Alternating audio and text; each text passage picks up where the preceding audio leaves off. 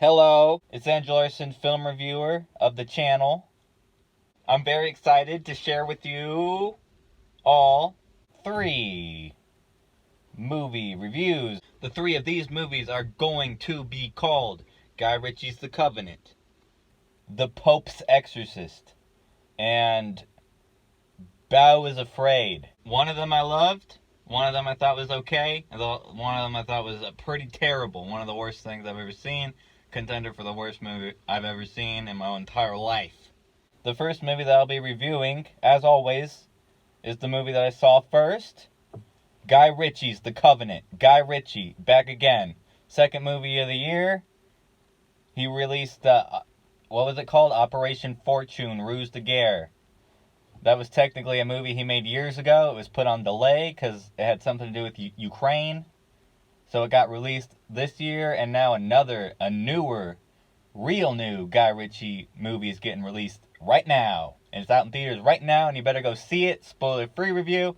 It's fantastic. Me, personally, I'm a man whose favorite Guy Ritchie movie up until this point has been Swept Away. I know it's a movie that's often derided. I think it's a fantastic movie. I think it's his most unique movie. It's hilarious. I also like a lot of Guy Ritchie's other movies. I liked Operation Fortune just fine. I haven't seen some of his more recent blockbusters like Aladdin, which I imagine I would not like. And I haven't seen The Man from U.N.C.L.E. because I'm not familiar with that television series. I just don't understand the property. I've never sought that film out. But I like the Sherlock Holmes movies just fine. And I really love Lock, Stock, and Two Smoking Barrels. That's a great movie. But I think Swept Away is a little bit better. And I think this new movie, Guy Ritchie's The Covenant, this is a step in a more mature direction, just like Wrath of Man was with Jason Statham. But this is even more mature. This is almost as mature as like a Michael Bay movie. This is fabulous. This is fantastic. This is like the man's masterpiece, potentially. I'm not going to say it's better than Swept Away at this moment. I got to let it sit. But this is like a masterwork. This is a fantastic movie, and I love it so much. Everyone go see this movie. It's epic and beautiful, action-packed. War movie with anti-war themes, humanist themes, themes that bring people together. Spoiler review. So this movie is about war in in Afghanistan. There's Afghanistanis people that are want to get out of the country because there's a gang, the Taliban. So they're making deals with the U.S. military. They're we'll help you translate this crazy gibberish language if you get us a deal to get to America. And the U.S. military is yeah, sure, we'll do that. But they don't make good on their promise. And Jake Gyllenhaal is a soldier man, a good soldier man, a great soldier man, one of the highest up soldier men there ever was. And he chooses this guy, Ahmed, as his interpreter. And Ahmed is a little bit of a free thinker. But his free thoughts, they lead to lives being saved. This Ahmed, he breaks the rules, but he ends up saving people and helping the U.S. military by breaking the rules. So he gets Jake Gyllenhaal's respect. And Jake Gyllenhaal and him, they kind of bond, even though there's some animosity. And they bond, and they end up getting stranded out in the middle of the gang territory, the Taliban territory. And they have to walk back to U.S. military base together. On this trip, Jake Gyllenhaal gets wounded, severely wounded, where he can't move on his own, and he's barely even conscious. And Ahmed, he decides to carry Jake Gyllenhaal all the way back on his own volition. And he does this mainly because he needs to get a visa. He needs to get a visa to go to America to save his pregnant wife. And it's not really out of the goodness of his heart. He doesn't love Jake Gyllenhaal, even though they have bonded. He's doing it because he needs to get the visa. And then when he brings Jake Gyllenhaal back to the base, they don't make good on that visa. And they make Jake Gyllenhaal the war hero instead of Ahmed. He has to go into hiding in Afghanistan while Jake Gyllenhaal is all at home cozy with his wife, resting. And Jake Gyllenhaal starts feeling guilty, and he's like, I made a commitment. I made a bond. I made a pledge to this Ahmed, my friend that I bonded with in the war. I need to go back and get him what the U.S. military promised. I didn't know what the hell was going on in this movie. I didn't know what to expect. I knew it was a war movie. I thought it was probably in the modern era, but I didn't know what the plot was. So, by the time Ahmed brought Jake Gyllenhaal back to base, I thought the movie was over. And this is the kind of movie where there being a whole nother act is a good thing. It's a good surprise. Because that third act is fantastic, and it's what really ties the movie together. Jake Gyllenhaal goes back, and he gets some help from some guys with weapons, and they take down the Taliban, and they save Ahmed, and they get Ahmed home to America, where Ahmed can raise his child with his happy wife, who doesn't have to worry about dying anymore. Wow, wowie, wow, wow, wow. What a beautiful story, and what a great movie to put it in. This is a fantastically made movie. It's got a fantastic story, a real-life, true story from the heart, made by a master filmmaker, pushing the boundaries and delivering some of the best modern cinema there is. 100 out of 100. A+. The next movie that I'll be reviewing is not nearly as good of a film as this. This next movie is called The Pope's Exorcist, and it stars Russell Crowe, and it's about some kind of crap, like true life horror, like real life possession stories, kind of like the Conjuring movies. Also like the Conjuring movies, this is a movie that comes at us with the promise of starting a franchise of this new Pope's exorcist fighting all sorts of different demons with the help of a guy named Ramon, I think his name was. Spoiler-free review. This movie was like a ton of fun, but like just so stupid. Comparing it to the Conjuring movies, I really loved the first Conjuring. When I watched The Conjuring, I'm not sure if I had in my mind at that point that they were going to be making like 100 sequels to that movie and it was going to be this big like cinematic universe. I've only seen The Conjuring and The Conjuring 2 out of that cinematic universe, and The Conjuring 2 was fine, it's a good movie, but a whole lot less than The Conjuring in terms of quality. And this movie's about on the same level of quality as The Conjuring 2. I have no idea if this movie was successful since its release. I don't know if it's getting the sequels that we've been promised at the end of this movie. This is a movie that directly promises sequels at the end. It like directly baits the sequels. It baits, I think, 200 sequels. It says there's 200 or like 199 demons left to catch. And then Russell Crowe and his friend Ramon, they like high five and they're like, let's go get him. That's truly awful. That's truly a horrible thing. And it really brings the movie down. And another thing that brings the movie down, just like the Conjuring movies, is the fact that it's supposed to be based on real life events. Like, how am I supposed to take that? How am I supposed to take what you're saying, that this happened? That this is real? What am I supposed to think about that? If what you're presenting in this film is real, then you need to go to fucking NASA or something. You need to go to the White House. You shouldn't be putting this on a movie screen. You need to go to someone and make a fucking difference, because if this is real, that changes everything. It's a bunch of bullshit, and movies are bullshit, and when they say they're real, it can oftentimes make the bullshit that much fucking worse. And the Warrens are one thing, but this isn't about the Warrens. This is about some guy connected to the Catholic Church. Like, I believe in fucking ghosts. I don't believe in the fucking Catholic Church. That's taking it to a whole nother level of bullshit. But what was good about this movie? It's like comic book style fun. It's a lot like Keanu Reeves' Constantine, except Russell Crowe's Pope's Exorcist, whatever this character's name is, this guy is like pretty cool. He's cooler than Keanu Reeves' Constantine, who is already pretty cool. This guy's like a badass. And he's like a hard drinker, and he's always knows what to do, and he's like smart with demons, and he's got a little bit of demons of his own. And this is a very relatable, funky, spunky, funny character, and Russell Crowe gives a great performance. I've heard other people say. I think he's getting some attention for this movie, Pope's Exorcist. I think he's the best thing about the movie, and I think he made the movie. There's also some surrounding fun, like, demonic stuff going on. It's the demon stuff isn't like fantastic or the best, but it is fun. It gets pretty silly and outlandish with like action elements, and all that stuff is really effective.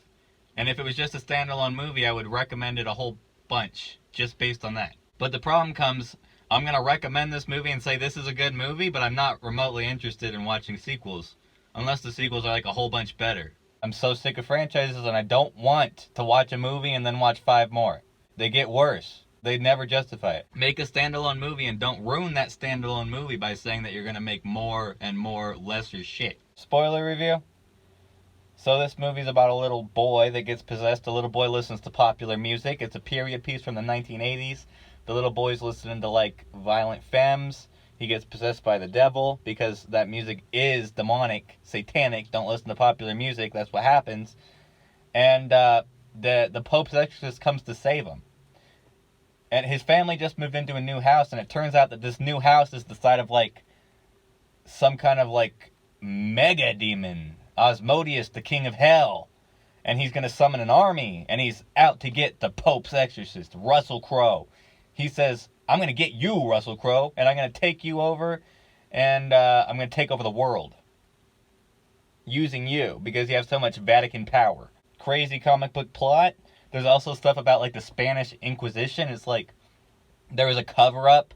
The Spanish Inquisition was actually, like, caused by demons that possessed the higher-ups in the Vatican. Stupid. Silly. And there's also the fact of the matter that the font of this movie, like, made me wonder, is this in the Exorcist franchise? Is this the Exorcist franchise? Because the font of the opening title is the Exorcist font. And it's called the Pope's Exorcist. And if you remove the Pope's part, then you just see Exorcist, and you think you're watching an Exorcist movie. So is this an Exorcist movie? I think that it is. I think it is an Exorcist movie. This is the new Exorcist movie. And it's not as good as the first one. Or the third one, which are the only 2 I've seen. I haven't seen Exorcist II: The Heretic yet. I've only seen 3 of the Exorcist movies. I've seen Exorcist. I've seen Exorcist 3, which is fabulous. 2 fabulous movies, with the first one being a little bit better. 2 fabulous movies. And The Pope's Exorcist, which is a big downgrade from the first ones that I've seen. This is not nearly as good as The Exorcist. Let's move on to the next movie that I'm going to be reviewing. And this is the worst movie I've ever seen in my life, and I hate it so much. It's called Beau is Afraid. The hyped up 3rd film from Ari Aster, the writer and director of Hereditary, the writer and director of Midsommar. And here he is again with his newest movie, which is his worst movie, and it's the worst movie ever made. Spoiler-free review. So the other day I was hanging out in the steam room at my gym, and there was the guy I talked to, and he was like, you go to the movies, have you heard of this new movie, Beau? And I was like, nah, I never heard of that one in my life, which is weird because I've heard of every movie ever made. Are you talking about the Pixar short film, Beau? About the dumpling? And he was like, no, I'm talking about Beau. It's a new movie in the IMAX. I saw Hereditary in the theaters. I saw Midsommar in the theaters. I loved Hereditary. I was disappointed by Midsommar, but I still thought it was fine. I just thought Midsommar was, like, derivative, overly long, felt a bit soulless. But I was like, maybe that was just a one-time creative choice. This guy's going to keep making different kinds of movies. They're all going to be crazy and different. And I think that's what he's going for. But this movie, Beau is Afraid, it definitely feels like it was made by the same guy who made Midsommar. But neither Midsommar nor this feel like they were made by the same guy who made Hereditary. Feels like Hereditary was made by a completely different person, and that they just, like, shoved this hack puppet in, and were like, yeah, you take credit for this, and you keep making crap. This is just, like, the most, like, soulless hack garbage I've ever seen in my life. This movie, Beau is Afraid, is an easy contender for the worst movie that I've ever seen. It's definitely the worst movie that I can recall seeing right now. And I don't think I'm going to wake up tomorrow morning feeling much more positively about it. I don't think it's a movie that's going to grow on me. This is not a movie that I wanted to hate. It's a movie that I expected I wasn't going to like very much. I went into this thinking it was going to be like a low-rent Synecdoche, New York. Something like that. Or like, at best, maybe it was going to be like a Southland Tales kind of thing. And people are comparing the movies, all 3 of those movies, just because it's like, it's so out there and different. But at the same time, it's just like, There's nothing new about it. It just feels like an AI made it. It feels like it was made by an AI robot who has ingested a lot of books on narcissistic parents and who has ingested a lot of art films. If you're someone who is dealing with narcissistic parents or narcissistic people in your life and you want to watch a movie about it, watch Hereditary. Don't watch Midsummer. Don't watch this. Stop making movies about this topic. It felt like a very privileged person took a bunch of Adderall and just barfed up their childhood trauma and didn't think about how they could put it together or how they can make it into a movie, because they know that in this A24 cult of personality, they can release whatever the fuck they want and everyone's going to eat it up. This definitely feels like an emperor with no clothes kind of situation. This is just like shit, diarrhea shit on the screen. And anyone who fucking likes it likes getting waterboarded with diarrhea. I don't want people to think that this movie is like that crazy. It's so derivative and so nothing. It's just nothing at all. It doesn't go anywhere. It's one of those movies that's like, you can't look at it literally. It's just dream, psychobabble shit for 3 hours.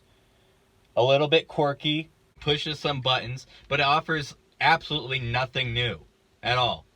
You can't really predict everywhere it's going to go because it's so all over the place and unorganized and just like poorly thought out, but it's never surprising because it's always coming from a very obvious place, like a very small psychological bubble. I felt like I knew exactly what this movie was going for just by looking at the poster, just by like reading the name. And that's really true, because this movie doesn't really have anything to offer besides the fact that Beau is afraid. Auteurism by numbers. Just the most assembly line crap made by just someone who just, I assume, does not have a soul. I just now assume this hack of a man does not have a soul. Unless he's got to change something, and he's got to come back with a feature that has some kind of like feeling. He's got to make a good movie, or I'm going to think that this vampire of a man is the narcissist that he's saying everybody else in his movies is. I think that this is a victim of narcissist who has now become a narcissist himself, and he makes narcissistic art, and no one should fucking watch it unless they want to just sit there and die inside from boredom. But it is cool to see like a comedy on the IMAX. That's kind of cool. I was like bored, so I went up to the front of the IMAX theater in front of all the seats, and I laid down on the carpet at the very like 5 feet away from the screen, and I just laid down and I looked up at this movie, and that was pretty neat. That was a fun experience. I'm gonna watch more movies like that in the future because it felt really great. It was like it was being projected right into my head. But what a horrible choice of a movie for my first time doing this cool new way of watching a movie. What a horrible movie. It's not as good as Synecdoche, New York. It's not as good as Southland Tales. Not as good as The Truman Show. Not as good as anything I've ever seen in my life, because it's the worst movie I've ever seen. Spoiler review. So this movie is like, if you want to look at it literally, which you can't look at it literally because it's absolute shit, diarrhea nonsense. You could say it's kind of like David Fincher's The Game.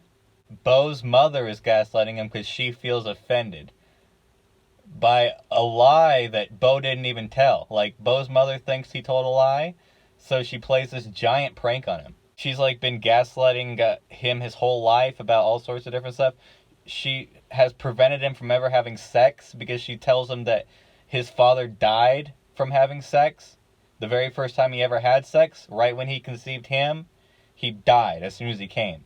So Beau has never had sex in his life. He's like 50. His mother's like a successful corporate CEO, and she's not nice, and she's controlling. And their relationship is not explored very deeply. It's all just like dreams.